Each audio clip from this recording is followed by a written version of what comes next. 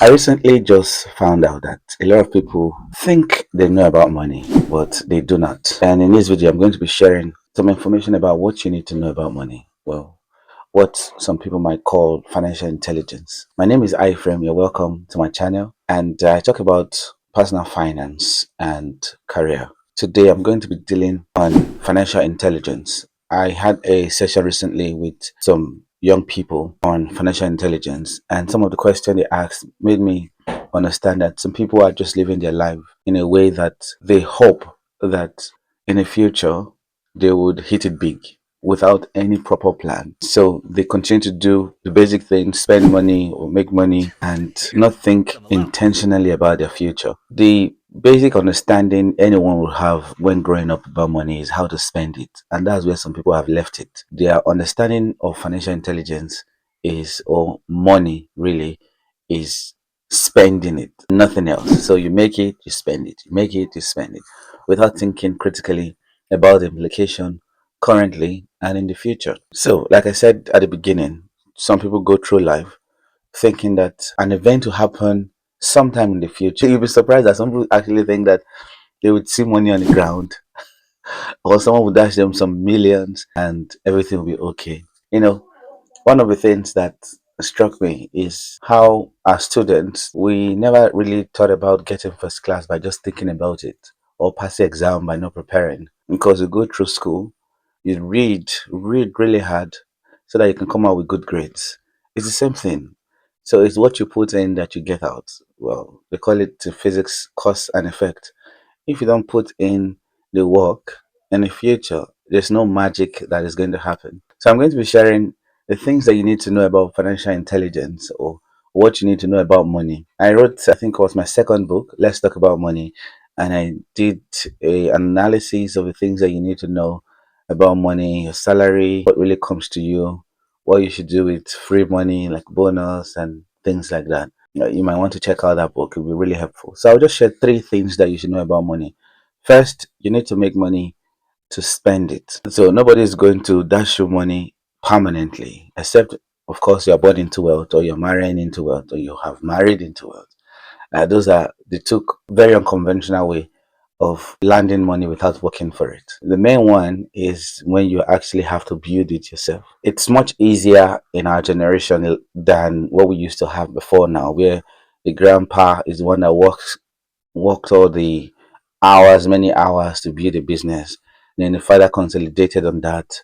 Then the son is just enjoying that.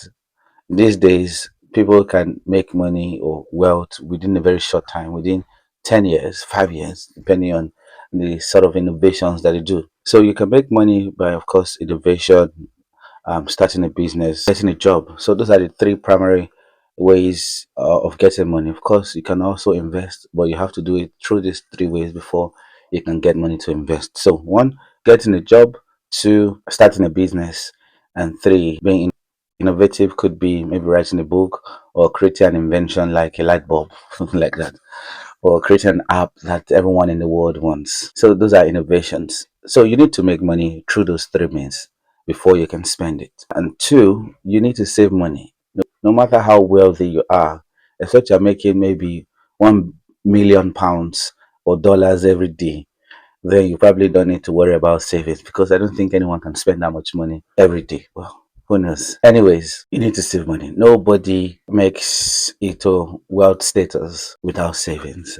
So put in some money aside every month if you get paid every month. If you get paid every week, put some money aside every week.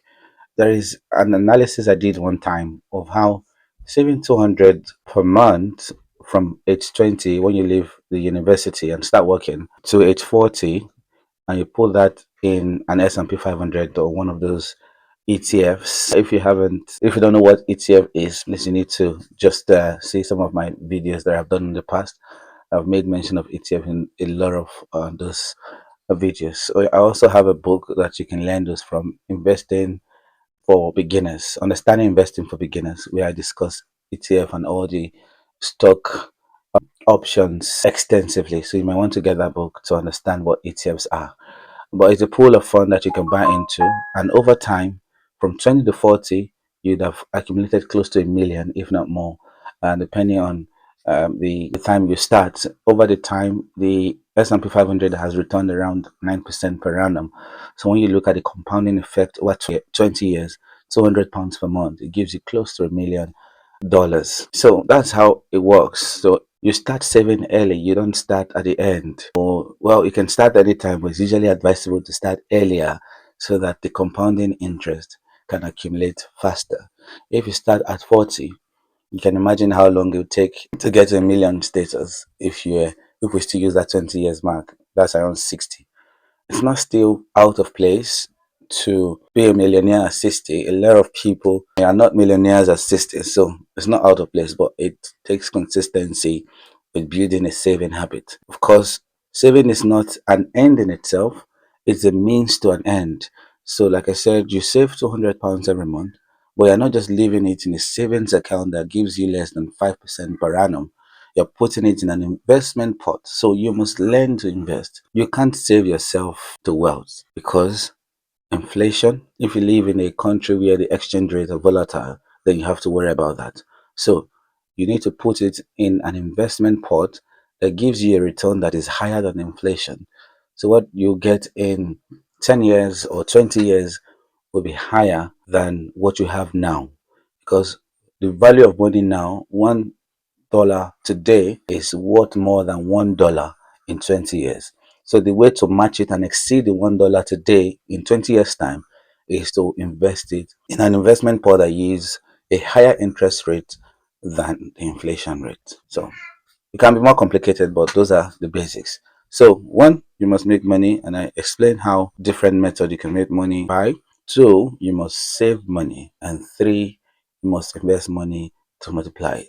In case this is confusing, I'll give you. I'm sure a lot of you know what it is. So, but it's an acronym that I've used to tag all of these three ways of financial intelligence. One, making money. Two, managing money, which includes your savings, of course, budgeting, and three, multiply money, which I said about investing.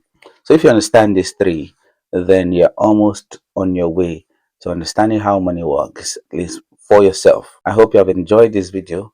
If you would like to see more of this sort of content, please do reach out and send me a message. Let me know how you feel about this content, and if you'd like specific topics that you want me to discuss, please also do reach out. I'll be happy to talk about those topics. Until next time, I'll see you. Bye.